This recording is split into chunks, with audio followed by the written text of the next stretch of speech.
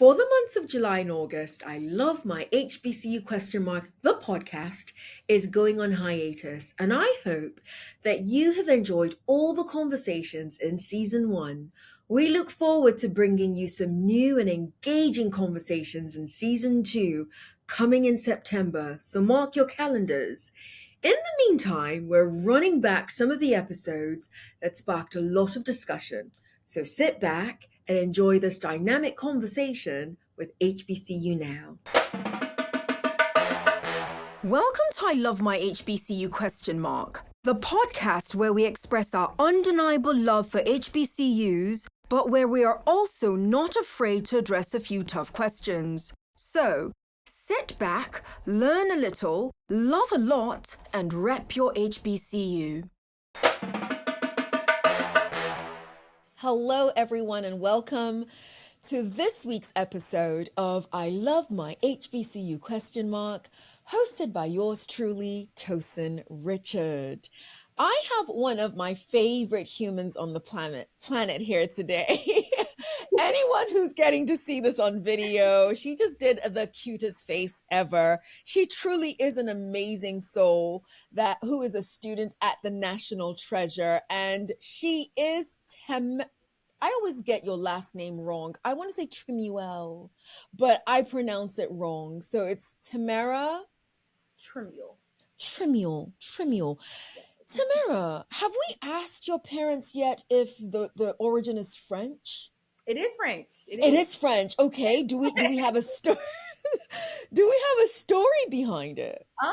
Not really. I just know a couple years ago, my dad was like, "Yeah, your last name is French," and I mean it's French. But I do know that my grandmother is from Louisiana, so I don't know all the history, but I think some of the French was in that territory. Absolutely. Yeah. Absolutely. So, yeah. Okay. I was about to go there and my friends would be judging me because I was about to say, well, is it really Trimuel or Trimuel? But let me stop. People say it both ways. I don't mind either one. Okay. But the only one that I just don't like is Tremel, because you could say Trimuel or Trimuel, that's fine. But Tremel, but that's not your name. Tremel is not your name. It doesn't even spell like Tremel. That's what I say, but some people like to argue about my name, so heavens help us. Heavens help us. Okay, you are a sophomore. Junior. Look at me trying to take time back. What is wrong with you, Tosin? I met you as a bright-eyed sophomore who did an amazing job with regards to helping us put one of our programs together. So I think that is why I put you in that sophomore space. But you are absolutely right. You are a junior strategic communications major at Morgan State University. And how was your last year? Because we are now a bit more removed from COVID. Thank you, Jesus, or thank heavens.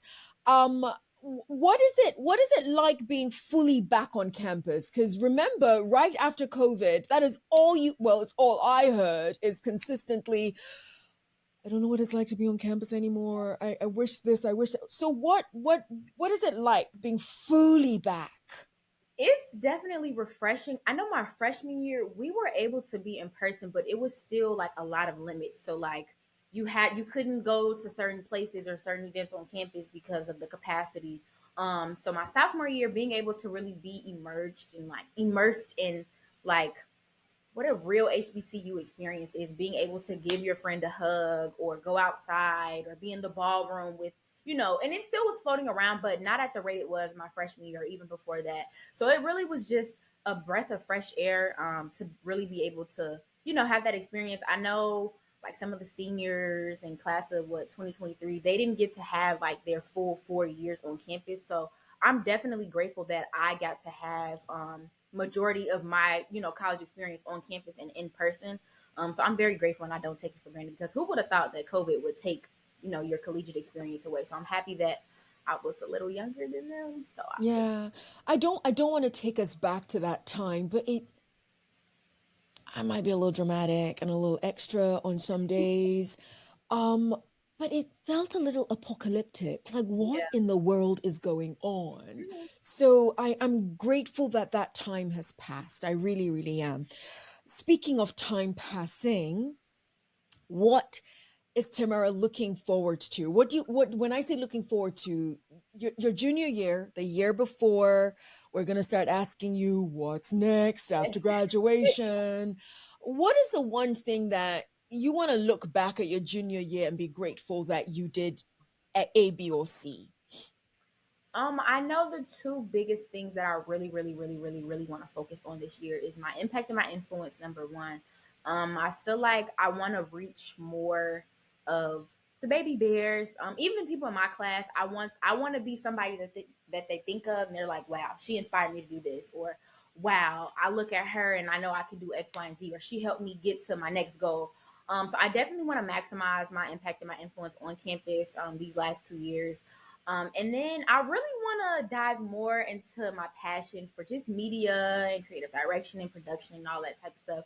I think I've always done it on the side or like when I'm bored, but I really want to take advantage of the people I have here and the resources my junior year. I think that I just really want to immerse myself more into it. I think I've just been, waddling and okay, but now I think it's time for me to be like, okay, because people are coming to me actually asking me like, hey Tamir, can you shoot my content, or I would love for you to think of something for this. So I'm like, okay, maybe it is time for me to take it more serious while I'm in college. So those are my two biggest ones.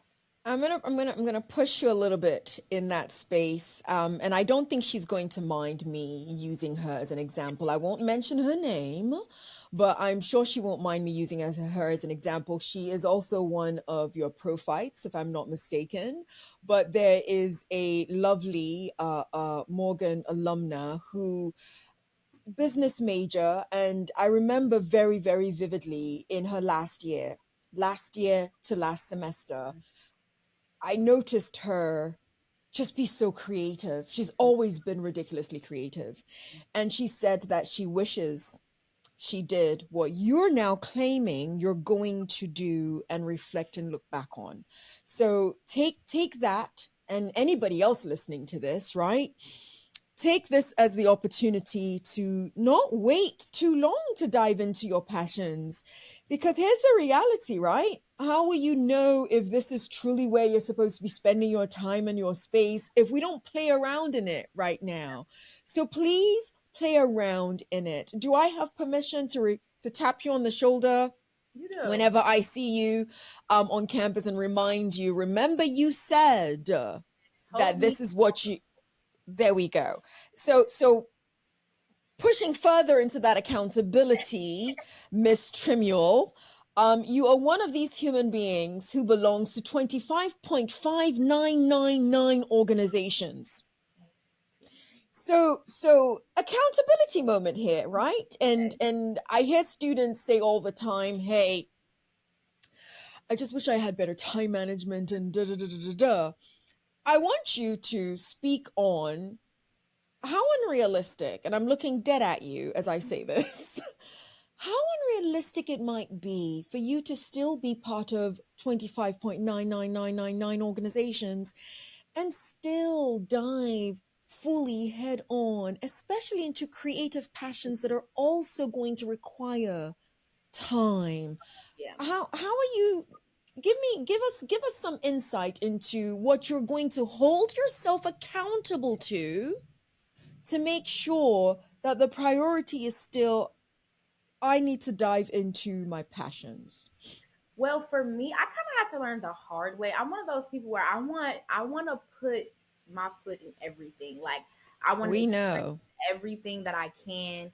And it's just not realistic at all. Like even if you don't have a passion that you want to dive into right now, it's just unrealistic. Like I was doing so many things at once that I start missing out or missing from, things that I committed to because I just didn't have the time, or I was just like, I didn't even have the time to communicate that I didn't have the time. And it was just, I will never do that again. I remember finals week last semester, my sophomore year, I remember calling my mom like, Mom, I am burnt out. Like I have nothing left to give.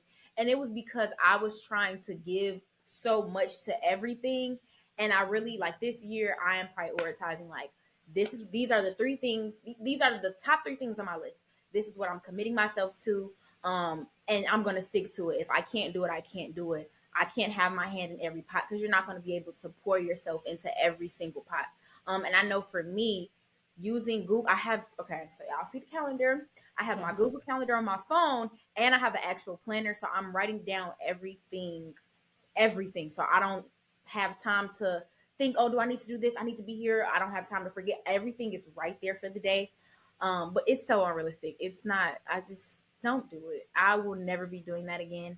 And I know for me committing to being more creative and expounding on that, I'm trying to be creative in every space that I'm in. So like SGA, for example, it's something that I love to do, and I'm gonna be creative in it. So I'm still getting the work done, but I'm using my creativity to, it makes me enjoy it even more. Even in on those days where I don't feel like doing something, hey, I can make a reel out of this moment. Hey, I could do a cool video. So just making sure I'm bringing my creativity into everything that I'm doing, so I can still honor that commitment and get the work done. Absolutely. Absolutely. Last piece of advice that I'm going to give you, if you don't mind, is it's not too early to start practicing the art of saying no Yes. respectfully. Because I happen to know you and you want to take on everything. Practice saying no respectfully, okay? Okay, so traditionally, we take you through a rapid 67. 67 seconds are going to go on the clock. I'm going to ask you as many questions as possible. And your clock starts after I read the first question. You ready? Yes. Oh, I love this one. I love this one. I ask this one all the time, intentionally. You're at your college graduation. Who do you want as your commencement speaker? Ooh. Issa Rae. Ooh, that would be so sweet. Yes. I hope Issa Rae gets to hear this. It is Morgan State University. Tamara graduates when? May 2025. May 2025. Issa Rae, I hope she hears you. I really do. Tosin, I'm eating up your clock. Who's your celebrity crush? Um, I would say Keith Powers. I don't Um, know who that is. he's an actor, but if like you want to know somebody that is like my cousin in my head, who like we're like this, Kiki Palmer. Kiki, okay, Kiki Palmer, I hear you. And I know I'm telling my age when I say I don't know who somebody is, but that's okay. Would you rather see the future or change the past? See the future. See the future, because we learn lessons from our past, don't we? I love it. I love it. Describe yourself in 3 words. Ooh, vibrant. Uh, hmm, vibrant, unapologetic, and unorthodox. I love it. Mhm. Last one in the 67, even though I've just been told that my time's up. Would you want to be student regent or SGA president? Ooh, her eyes. SGA. SGA president. Okay. Oh, that was a good set. That was I a love really, really good Lord. set. That was a good set. Oh, I love that one. You are vibrant. That is a perfect way to describe you. I know this. The audience is going to find out soon. You are from Chicago, and you found yourself at Morgan State University. So tell us the story. How does Tamera Trimuel, who is a born and bred Chicago, end up at an HBCU like Morgan State University? How? Give us the journey. Give us your college selection journey. Let's hear it. So Morgan was actually my first choice. I love it. Morgan was actually my first choice. However, I didn't commit to Morgan first. It was Okay. COVID, so tours were not available here. I went to a school in North Carolina called Elon University, and I Mhm. fell in love with the campus. Like I fell in love with the program. My god sister actually went to that school. She's a year older than me, and so I'm like, okay, maybe this is it. And I love North Carolina. Like I love the vibe. It's like calm. I love the South. I love the people out there. So I was like, maybe this is it. I committed. I paid my fee, everything, and then something just was like, I wasn't satisfied. You know how your spirit is just like, Hmm. no, Tamara, and I just wasn't happy with my decision. Like my spirit wasn't settled, and I'm a very like spiritual person. So if my spirit is Okay. telling me like Tamara, or if I'm not at peace with it, Mhm. I need to adjust. Okay. Um, I had a childhood friend, Sierra Evans. She actually works for Morgan now. She went to Okay. Morgan, and she would tell me all about it. She set up virtual tours for me. She was able to connect me with some people, and that's how I really was like, okay, let me revisit Morgan again. Let me see what's going on. And I did, and I committed to it. I got my refund back from Elon, and I committed to Morgan like 2 or 3 days before decision day, and it was like a calmness fell over me, and I was so excited. And it's the best decision I've ever made. I cannot imagine me being at Elon. Like the opportunities that I have gotten at Morgan, the people that I've met, I would have never gotten at Elon. So that's my story in a nutshell. Nothing too crazy, but No, not crazy, but I want to extract something that I heard near the end. Is it Sierra Evans? yes. Sierra Evans. What was it about Sierra Evans and her mentioning of Morgan State University that made you say, and I know you said she set up the tours for you and that stuff. I definitely heard that. But what was it? Because you're also saying that she was an alum or she is an alum of Morgan State University. So I think I was able to see her thrive at Morgan. So like Hmm. it's a people say a lot of things. Oh, I did this, I did this. Morgan is a great school, but I was able to actually before COVID. So she was here for 2 years, I think, before COVID, and I would see like what she's doing on campus. She would post on her social media. I would see her everything that she was telling me. I would see it. So I'm a person where you could okay, that's nice, but what can I see? And I just saw everything that she was doing and the energy and the love that she would tell me it matched. Like everything just made sense. And I'm like, okay, she got me excited to go to Morgan and I didn't even like commit yet. I'm like, this is the school for me. So number one, shout out to Sierra Evans. Number two, I do want to focus or highlight the fact that it is important for alumni to talk about their HBCUs, to showcase their HBCUs in their day to day life. Mhm. And okay, I'm plugging I love my HBCU question mark here, right? Yes. One of the reasons why I felt we needed to do this, and once I've spoken to people, they're like, no, definitely. We hear so many people and we forget where they got their foundation. And there's so many amazing human beings like Sierra Evans, and there's countless names to mention, and you're about to be one of them when you graduate, Yes. who their foundation honestly started at an HBCU. But because we don't hear them mention their HBCU as much, we totally forget that this place Mhm. had so much to do with who they are. And for me anyway, I used to scoff at the tagline HBCU made. Like I'm like HBCUs didn't make me, and I'm like no, there is some truth to that.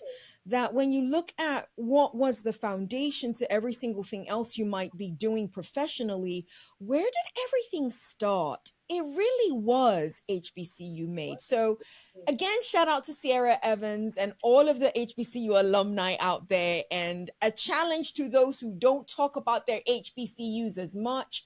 You never know which Tamera Trimuels are out there just looking at your social media and listening to what you're saying about those HBCU experiences. So thank you so much, Sierra Evans and all of the HBCU alum. Um, Tamara, I happen to know that you had an amazing internship that you were. Look at her eyes; her eyes are lighting up. That you happen to had an amazing internship that you were a part of over the summer, and I want the world to hear about it. So I don't even know how I found it. Honestly, I was in class one day and I saw it and I'm like, okay. You know, with those corporations, I really didn't think I would get it because they're so big. Like the app, as much as like I'm qualified, there are 20 other Tamaras that are just as qualified, if not more. So I was just applying in class and I didn't really think anything of it until I got an email saying, you know, hey, we'd love to interview you. And then I got another email saying, hey, we want to do a second interview. And then I got it. It was in Dallas, Texas, with Southwest Airlines. I was a public relations intern in their culture and communications department for the entire summer. It was definitely an experience. I will say that I enjoyed what I learned as far as what I want and what I don't want. Mm, Would I mm, do it again? Probably not. hmm. Probably not. Yeah. You don't end an answer or sharing that way and not expect me to ask. As long as you're not going to, I'm not Yes. trying to get you to give specifics or anything like that. But why the probably not? I think for me, I love to be challenged, and I love to be pushed, and I didn't feel that there necessarily. And corporate is a whole nother shell. So I literally was at my cubicle from 9 to 5. And Mm, I am a type of person where I need to be out moving around. I want to talk. I want to feel the energy. I want to be creative. Like I want to move around. And so I knew that, okay, we know corporate is not for you. We know the cubicles aren't for you. However, it did teach me so much. Not even just like in Southwest. I relocated to an entire, like a whole different state, mm-hmm. by myself, and it just really taught me a lot about who I am. I was able to really enjoy my solitude, and really get to know Tamera and rethink about my goals, and my career. So it was definitely a great experience. I needed it. I wanted it. I'm happy I did it. I would have never known that I don't like corporate if I didn't do this. Like I probably, if I didn't do this internship, I would find out that I don't like corporate when I graduate, and by that time, it's you have bills to pay and you have responsibility. So I probably couldn't say I don't want to do this. So I'm happy I did it in the summer. So I don't, I know myself enough to be like, okay, so we know we have to find something other than corporate. I'm going to talk about Tamara's book that she came out with when she was in high school as a teenager. Dear Black Girl, You Were It. But as I listened, she just showed the cover for those who are only listening. She just showed the beautiful cover of her book. Um, but as I listened to what you just said, right, there are a number of things that you bring out that I hope enough students, especially, and even grown adults, Mm-hmm. should listen to. And one of those things, and the reason why I quickly tied in your book is because I know the impact, at least you've shared with us the impact you want to have, right? Yes. You said something that needs to be underlined. You said you don't want to wait until you graduate and you got bills to pay. And that's Mm-hmm. when you find out, oh my gosh, I don't really like corporate. And I think that when I hear a lot of students talk about their internship experiences and they focus so much on the things that they don't like, they forget that all of that was necessary in finding out what it is you don't like so that you don't keep going after the wrong thing for the wrong reason. Because if Tamera Trimuel now has graduated and finds herself in corporate public relations and did not know, no, corporate isn't for me, those bills, Mm-hmm. because they are sometimes, most times, the motivation to the jobs that most people end up taking, Yes.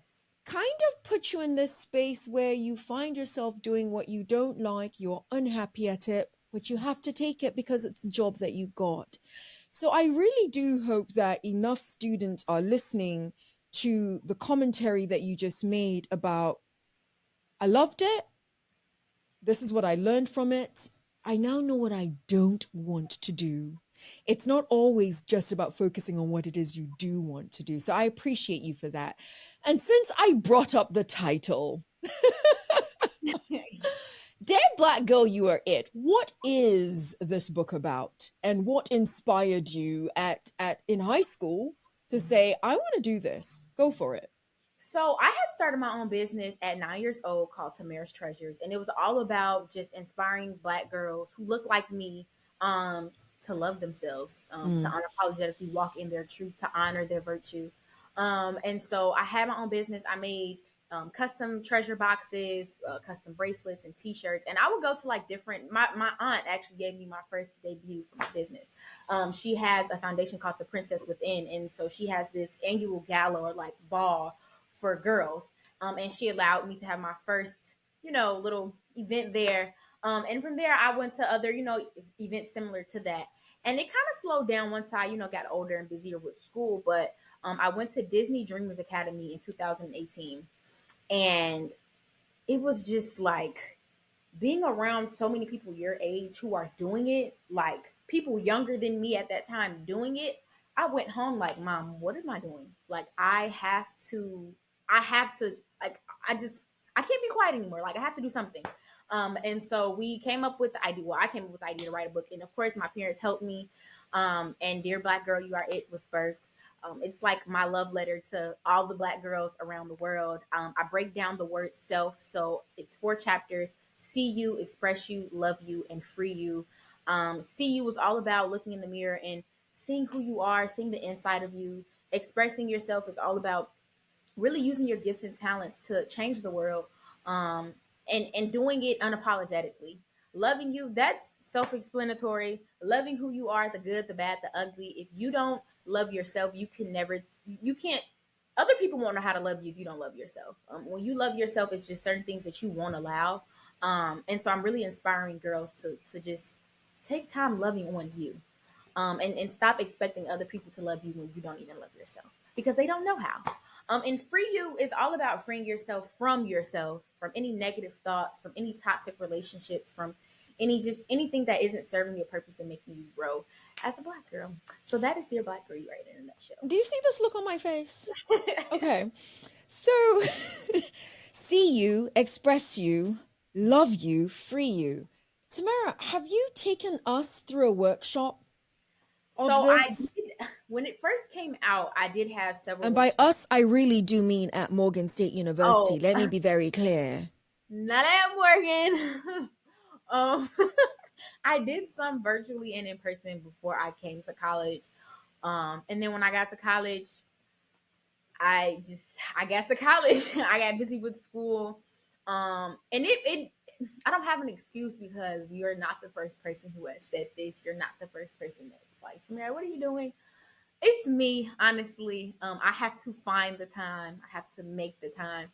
Um, but yes, I have done it in the past. They're very successful. They're very fun. I would love to do one with older girls. I think the majority of mine that I did when I was like a couple years ago with younger girls. I think that I'd be able to have more of a transparent conversation with the girls who are in college. So it is something that I do want to cross off my to do list in college. Um, so yeah. And yes, earlier on, I'm the same person that cautioned you not to spread yourself too thin, and I stand by that, not to spread yourself too thin. But I see not a crossroads, a joined venture that you Mhm. could be doing with one of these organizations that you're already a part of. I also heard you say earlier on about the impact you want to have. Yes. And the reality is that there's clearly an avenue and an opportunity here for you to cross off a number of things Mhm. whereby you're not necessarily adding more to your plate, but you're focusing in on something. Okay. Mhm. That okay. So yeah, so we're on the same campus. So I'm gonna bring this up again. Like, excuse me. We talked about this. How about we you are a student I think a lot of people love to talk to because you are a critical thinker. Mhm.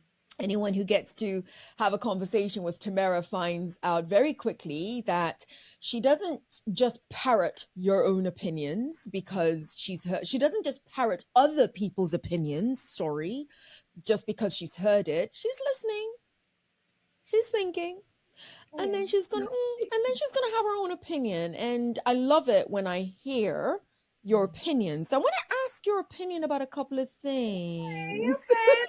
Let's see what we're gonna talk about here. Yes. And you and I have talked about it offline, and Mhm. I know you don't mind me, having it be a little bit focused here. Do you think there is value in increasing the non-Black student population at your school? At your HBCU? I need to keep reminding everybody this is an HBCU conversation we're having. At my HBCU, Yes. I see the value in the numbers and, like, all that. But as far as the actual experience, no.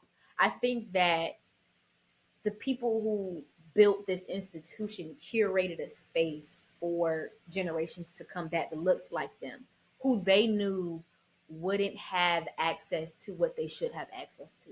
They wouldn't have access to education. So they curated a space. They even if they didn't even benefit from what they curated, we are. And I think that space is for us. There are countless of other institutions that would love to have non-black students. We only have 102, 104 to choose from. One of those numbers. We only have 100. And I think that it would be great. It would if they're open to having a new experience. It would be great for them to learn and see what a HBCU is, and get to know black people and kind of dismantle the maybe the biases or the stereotypes that they have in their mind, right? So that would be a benefit to them, but for us, I don't really see it, because we have to interact with people who aren't of color for the rest of our life. Honestly, we only get to have undergraduate and graduate school, and if you choose to work in HBCU after you graduate as well, we only have those periods of time to really just be around people who look like us. So I wouldn't say like don't come at all. But I definitely do think that the value that HBCU holds lies in black people. So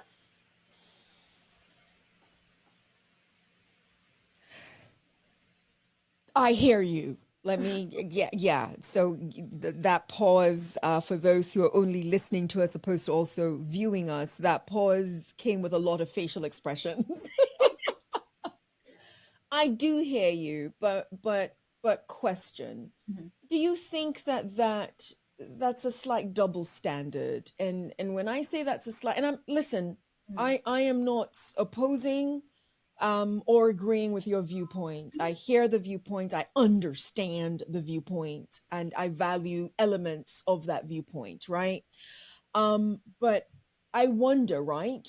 mhm, For somebody who does not really know what HBCUs are and mhm, has not been honored to be a part of one at any level, and they might hear something like this and they're thinking, well, hold on, nobody has asked black, granted, back in the day, the reason why HBCUs existed, in all fairness, is because black students were not necessarily welcome at most other institutions, which one could argue is or is not quite the same case now, because we do have melanated students attending other than HBCU institutions. But the option is now there. mhm. So, since the option is now there, do you believe that your viewpoint raises a double standard? That if you're saying that there isn't as much value for a non melanated person to attend an HBCU, then in reverse, should there be value then in a melanated person attending a non HBCU? So I think for me, it all goes back to like the origin of it. So the origin is that we weren't allowed in those spaces. Mm. So because we weren't allowed a seat at the table, we made our own. And I Mm-hmm. think for a non-black person attending an HBCU, there is some value that they can get, but I think that being black and knowing that somebody black made a space for you and knowing what they went through, your connection and the benefit and the value you get from your HBCU is completely different. If I would have went to Elon, absolutely, I probably would have, found black spaces for myself. I probably would have took advantage of all the opportunities, but it wouldn't compare to me coming to Morgan State and having a connection with the school, with the people, because I know people who didn't have access to what I always say, I'm my ancestors' wildest dreams. Like, and that's what I think about every time I'm at Morgan. Like I'm their wildest dream. And I think that it's black people who attend PWIs, and not every black person. And this is the thing too. Some people do want to who attend PWIs. They do want to come to HBCUs, but funding, right? They don't get as much money and things like that. So I do think you could still have a black experience at a PWI, but the connection that you It's have not to the that same. institution, it's not the same. Like you, I know for a fact after I graduate from Morgan, I'm coming back. And I'm not just coming back to give money, I'm coming back to see what I can do to help grow my institution. I don't know if I can say that about some of my friends who go to PWIs. It's very much like, okay, they're paying for me to be here. They gave me great money. I'm ready to get these 4 years over with and leave. But I think that with HBC, I mean, you're in the airport and you see 70-year-olds wearing their HBCU like, it's just non-black people would not, it just wouldn't be as valuable to them. The HBCU experience wouldn't be as valuable to them. It just, they don't have the connection. Can we talk about the HBCU paraphernalia for a hot second? Does this happen to you? And I kind of want to know. I hope somebody like finds a way to message us and gives their viewpoint for those who did not go to HBCUs. So when I travel, right, and I'm Mhm. in the airport, literally what you just said happens Mhm. to me. If I happen to have Morgan on, or if I happen to have Howard on, or any, somebody is somebody black who Yeah, went to an HBCU, regardless of the HBCU they went to. It's as if we just made a connection, like you're and my they're close going to friend. no. I've literally had somebody. Oh, we're cousins, and I'm like, oh, okay, that's cute. Yeah, And it makes me wonder. So black people, we're kind of just really dope, just because. just because we're dope. Uh, Exactly. so we might really do things like that, even if we didn't have that HBCU paraphernalia connection to make. But I am curious though, if maybe you had on Elon or something else, would do you think that connection would still happen? I don't know. I really don't know. So that's why I'm saying I want to put it out there. I wonder if they have those same experiences, regardless of race, i.e., regardless of the race of the person wearing it. Do they have those same experiences? Because I promise you, if it was a white person in Morgan paraphernalia, they're still going to get the, oh, so you went to You went to Morgan. Okay. Yep. Yes. Yep. Yep. So I'm really, really curious about that. So I hope we get an answer. I really I do. hope so. Hopefully they Makes drop me it in the makes comments. me makes me drop it in the comments. Makes me wish this was live for 2.2 seconds. But drop it in the comments. Tamara, you will be an alumni soon, one day soon. And I look forward to celebrating all of that for you. But in the meantime, what would you want alumni of your HBCU to know about your current experience? Hmm. I would say that we need more of you here. Wow, I love that. Sorry, go I, ahead.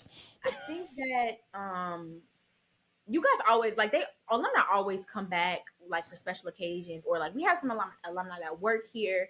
But I think that in order for HBCUs and my HBCU Morgan to remain what it is and for the culture to be as strong, we need you. Like, it's nothing like hearing stories about how you guys used to do events in the old student center or how you guys made it through this. I just I want more of you here. Like I'm a type of person, I love archives. I love like old videos and old pictures. So when I see like those old pictures and old videos of what you guys have done, the stuff that you guys have organized, every time I go in the student center and I see, the pictures of you guys sitting in Northwood, it's like, wow, I wish that, we had more of you and your experiences here on campus. I mean, I know we do, but I guess what I'm asking for is like more of a daily interaction or like more of Mm, a consistent interaction. Um, like we hear secondhand stories from people who you got, but it's nothing like hearing it directly from that person's mouth. Like I went through this, I did this, or I met this old man. He's not old. He's you old. met Sorry. you I mean, he was like can, 25 maybe, but I can we met say him. you met an elder? Can we say I you met met an an elder. elder? Thank Okay, you.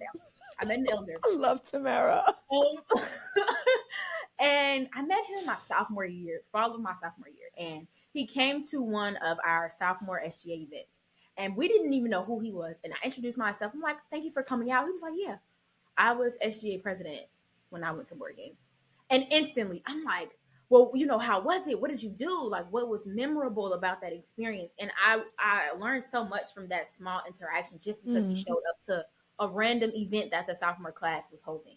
And so, Wow. and I still never forget that moment. So little things like that, it inspires you because it's like, wow, he still comes back to these events. Absolutely. So definitely just we need you guys here. So I'm going to ask everybody to blame you for this from here on out, not me, because listening to you say that, as you know, this show, I spotlight both HBCU alum as well as current HBCU students. And I will start inquiring on air of our alumni, and by our, I mean all HBCU, this isn't Morgan specific, of course, but all HBCU alumni, just what are they doing with regards to engaging? Because everybody likes to say giving back. What are they doing with regards to engaging with their alma mater? And it's born out of not just what you've said, but I've heard a lot of students say, I may have a better appreciation of what I have if I knew what they went through, if I knew that they did not have A, B, C, D, E, and F, I may have a better appreciation. And of course, somebody listening might say, well, shouldn't you just appreciate it anyway? But is that real? That's not real. Sometimes we need to know what wasn't in order for us to appreciate what is. So I will start asking that question a lot more often. What are you doing as an alum to engage more? Because not only is it needed, it is wanted by some, and most importantly, there's value in it. So that thanks for sharing that. Thanks for sharing that. That is amazing. Tamara, finish this sentence for me. Okay. In 10 years, I will. Oh, this is a good one. Okay, in 10 years, I will.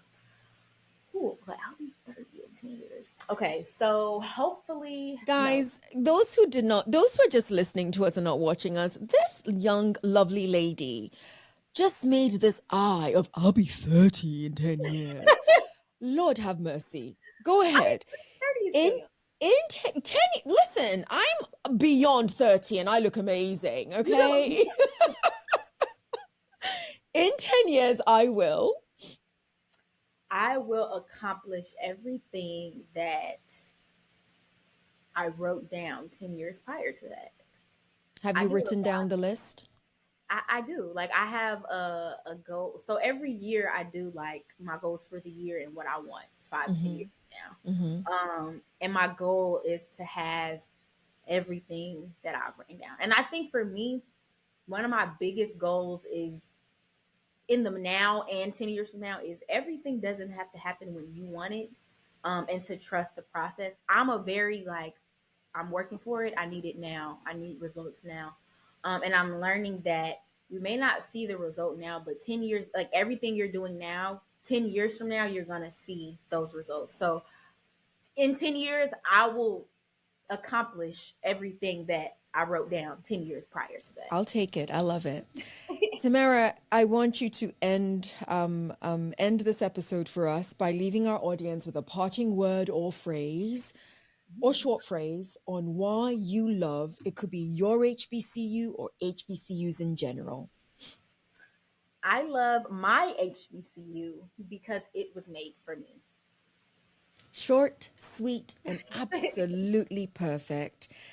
Tamara, I'm lucky that I get to call you a student at Morgan State University, my academic home institution.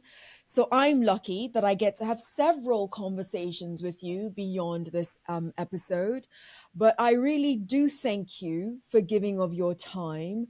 I thank you for imparting a lot of words of wisdom. And I hope that the audience has loved listening to our conversation as much as I have loved having the conversation. Yes. And lastly, I do hope that it has earned us the pleasure of anyone subscribing or everyone subscribing and liking this episode. So, on that note, yours and HBCU love. See you next episode. Bye. You've been listening to I Love My HBCU question mark, Let's keep the conversation going as we share our stories and encourage more practical support of HBCUs, whilst, of course, holding each other accountable. Don't forget to follow and subscribe for the latest episodes. Until next time, love and lift your HBCU.